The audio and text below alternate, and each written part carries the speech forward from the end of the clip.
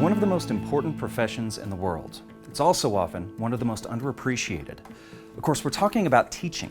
According to Reader's Digest, there are approximately 4.5 million teachers in America, earning an average of just over $50,000 a year. Here in New Mexico, however, the starting salary for many educators is around $36,000.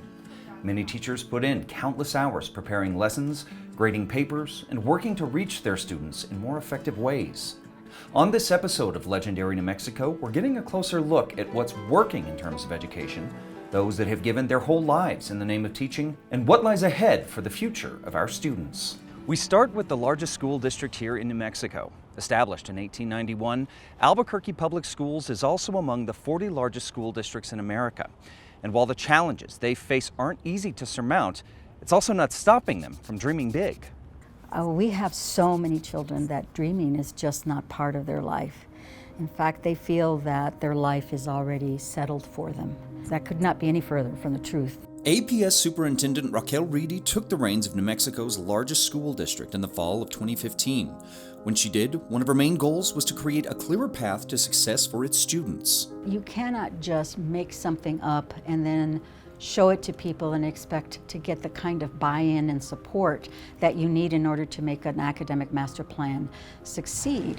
The development and implementation of the academic master plan is a daunting task, especially when you look at the numbers APS is working with. The school district serves approximately 84,000 students, roughly 25% of all students in the state of New Mexico. That happens in 143 schools scattered across nearly 1,200 square miles. We wanted to make it simple. I've seen academic master plans that are volumes. I mean, it's just page after page and so much detail that after a while people they read it, but the fact is that very little sticks. So APS focused on 5 areas to grow their students, starting with early childhood education, the foundation for success down the road. A lot of students that come from different backgrounds we have some students that come into kindergarten reading at 3rd grade level, and we have some students that haven't seen a pencil. Next came college to career, which is embracing the growing trend of promoting trade schools after graduation as much as traditional four-year colleges. A college is not for everyone. However, there are wonderful employment opportunities and professions that do not require that. Mechanics and all of those kinds of work skills that some of our kids just crave. In fact, trade jobs such as construction managers and aircraft mechanics can make between $40 to $70 an hour, while more common jobs such as plumbers and electricians can bring in between $30 to $45 an hour. Another vital area of focus is parental engagement. That the parents don't know what the expectations of the students are. It's a losing battle for the child as the child comes into school. So we have to work in unison to ensure that there's a solid, concrete message that is coming from all angles for our students. And that message is fortified through the 4th focus area, attendance, which is more problematic in kindergarten ages than in high school. They don't realize is that it is truly the building blocks of everything else that comes in the next 12 years. Finally, APS is focused on the whole child, respecting each individual child's background. And in a state as culturally diverse as New Mexico, Reedy sees great opportunity for truly revolutionary education. My dream, really my dream, is that at some point, not too far in the future, that New Mexico will be known internationally for graduating students that are fully bilingual. In a city and state that is constantly fighting to improve test scores, graduation rates, and to reduce the impact of poverty on students, APS and its near 13,000 employees take on the vital task of educating New Mexico's next generation of movers, thinkers, dreamers, and success stories. This work is life-changing, it is changing history, and that it is impacting the future in ways that we can't even think of today.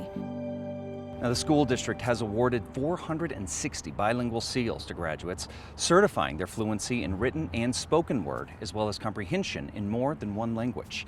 When we return here on Legendary New Mexico, we are getting a closer look at the life of Academy Award nominee and career educator Mark Medoff. And later, what's the greatest challenge for homeschooling moms? One answer might surprise you. Most people would think that as soon as a screenwriter hits it big in Hollywood, they would shuffle off their previous life for the glitz and glamour of Tinseltown. But for legendary writer and educator Mark Medoff, his journey was anything but predictable. He's written for some of the biggest names in Hollywood. Love has nothing to do with it? That's wonderful. Then what the hell have we been doing? The adaptation of his stage play Children of a Lesser God earned him an Academy Award nomination for Best Adapted Screenplay and an Oscar for his leading lady, Marlee Matlin. He was at the University of Rhode Island doing a guest appearance, and he met the set designer named Bob Steinberg, who had a wife named Phyllis Freelick, who was deaf and was an actress. And he said within minutes of meeting her, he told her, "I'm going to write a play for you." And he did. Like many artists, Medoff wore more than one hat. He was a writer, a director, an actor, and a celebrated educator at New Mexico State University. When he accepted the position as an assistant professor, sight unseen, drove from Stanford on his way back to Miami, where he grew up, and there were cows on the campus. And he called his dad and said, I can't do this. There's cows on the campus. His father told him, no, you owe them at least a year. You committed, you will stay there, and you will teach for a year. Okay, then I quit after a year, and 52 years later, he retired. During Medoff's tenure at New Mexico State, he taught writing for the stage and screen, acting for camera, film directing and producing, as well as founding the American Southwest Theater Company, NMSU's resident theater program. He was always present. It was never, okay, I'm distracted and I'll give you a fed. No, he would settle in, he would listen to what you had to say, he would digest it, he would think about a thoughtful response, and then he would give you a really caring, empathetic, educated response on whatever your conversation was about. Ross Marks worked with Medoff for years, first as a student, then as a collaborator and director, and ultimately becoming his son-in-law, marrying his oldest daughter, Deborah. I think for me the most meaningful project we worked on is this last one called Walking with Her, a faith-based film, and Mark was not a person with a lot of faith, and he really loved the project, and this will be the last project that he worked on while he was still alive, and it really meant so much to him, and the storyline about trusting and believing in something other than yourself to get you through difficult times and tragedy, I think really resonates well with Mark's legacy. Yet with 25 plays, 12 screenplays, a Tony, an Olivier, and an Obie Award for his works, quite possibly the most important part of Medoff's legacy isn't something you can put on a resume. 3 daughters. He was outnumbered. He used to say he became feminized. Radically feminized, I think is how he said it. He was so loving. He thought family, children, that'd ruin your life. They'd really get in your way. And he was the best father and the most loving grandfather and a good husband. He was a nice man. Medoff made theater a family affair, often bringing his oldest daughter Deborah to rehearsals as a child. He even wrote a part for her in the play The Hands of Its Enemy when she was 15. The play made its way to the Mark Taper Forum, one of the most prestigious theaters in Los Angeles, where she co-starred with the likes of Tony Award winner Phyllis Freelick, Richard Dreyfuss, and Jeffrey Tambor. Looking back now as a middle-aged woman, I think, how did I do that at 15 and 16? Like, I don't think I could do that now. I don't know that I would have the confidence to do that now, but he just made me and my sisters believe that you can do whatever you want to do. He had a way of, he would pull you aside in rehearsals and he'd put his arm around me, and he made the set so safe. It became a family, and it was so incredibly secure and safe that you weren't afraid to open yourself up to these raw emotions, because you knew ultimately you were very, very safe in that environment. In Medoff's final years, he battled a rare and aggressive form of cancer. And on April 23rd of 2019, he ultimately succumbed to his illness. But in the grand tradition of great artists, he sought to the very end to uncover the beauty of humanity mired in a world gone wrong. He thought the world was an awful place and that we were horribly unevolved species, but that there was hope. And I think he always wanted to end his pieces with, this is the mess we are, but here's the hope. He was a sweetheart.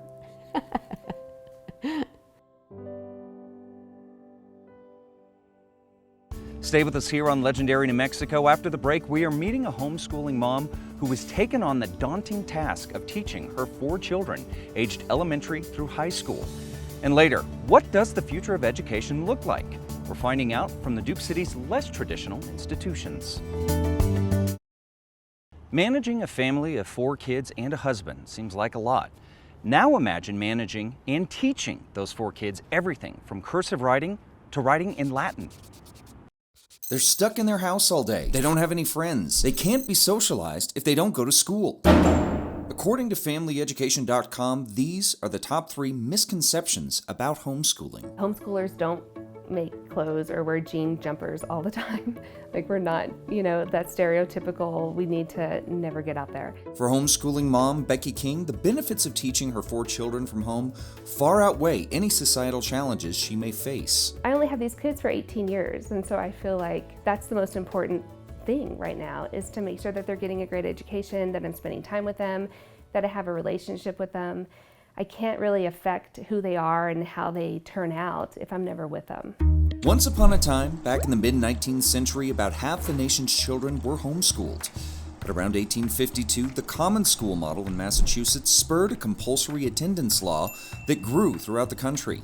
By 1918, every state required students to attend public elementary schools. Then, in the mid-1960s, parents started questioning public school methods and academic results, inciting a slow-growing trend back to homeschooling. I think some of the social influences they might be receiving in other places, other institutions, might not be the best ones we want them to receive. Among other reasons, that desire to cultivate what she believes is a positive learning experience drove Becky to take up the daunting task of teaching her children, aged 15, 13, 11, and 9. You actually can pick what you like and what your child needs, and it makes it a real custom fit to each kid. There are 7 main models for homeschooling: the Charlotte Mason method, Montessori, unschooling, school at home, unit studies, eclectic education method, and Becky's choice, classical. I specifically wanted to teach my children through a biblical worldview, meaning that Christ is the center of and the purpose of our life. In addition to supporting the King family's religious beliefs, Becky says it's also the most conducive to natural development, starting with the need to establish fact-based learning first. When they're young, they're sponges. They just want to soak up facts and repeat and hear things over and over again. By the time they reach middle school-age learning, they're entering into what's called the dialectic stage. And they're starting to understand how those facts relate to each other. And then finally, in the high school years, they become rhetorical. They want to share all the things they've learned and start making decisions for themselves and explaining why they believe what they believe and how they believe it and how they got to that conclusion. And while there is great freedom in cultivating the lessons, homeschoolers like Becky must adhere to some guidelines. New Mexico state law requires that the education must be conducted by a student's parent or legal guardian, and that educator must possess a high school diploma or GED. They must maintain records of each student's immunizations, maintain records proving that the students are learning at least 180 days of the school year, and that they teach the core subjects of reading, language arts, math, social studies, and science. And I think the best way to find curriculum is to ask other people who are doing homeschool. It's not as strange a thing anymore as it used to be. While teaching Latin, working with one of her kids' special needs for reading, and juggling 4 separate age groups might all sound overwhelming, Becky says the most difficult part of the job is with herself. I think separating mom from teacher is almost impossible. I am requiring my children to still speak to me respectfully as they would a teacher, but then as they also would a mom. And there's times that I just have to say, hey, being their teacher, I don't want to ruin my relationship with them as their parent either. And so there's times, and I know my children better than anybody else in the world. And so I know when to push them and say, hey, I know you can do another problem, or I know we can get through this. And then I also know when to back off and say, I think you've had enough for today. And I think it's actually a privilege to be their mother and their teacher and be able to know when to say when with that. It is a method that may not work for every household, but for the King family, it is a positive and deeply productive way of life. We're not done just yet here on Legendary New Mexico. Are charter and specialty schools the exception to the rule when it comes to education? Or is the rule being rewritten? Find out when Legendary New Mexico returns. As the pendulum of education swings back toward more alternatives for kids after high school, the opportunities to reach them in new and exciting ways continues to grow as well. And the model of what a traditional school day looks like may soon become a thing of the past. A traditional school morning may look something like this. Then it's 50-minute classes, standardized homework, and the after-school job. Repeat 5 times and you've got your basic school week. But that rule is being rewritten. It's hard to predict what we're planning for. Our students may enjoy X, Y, or Z, but 5 years from now, that ends up being A, B, and C. As industry and technology continues to grow within the blink of an eye, the demands for educational aptitude are changing too.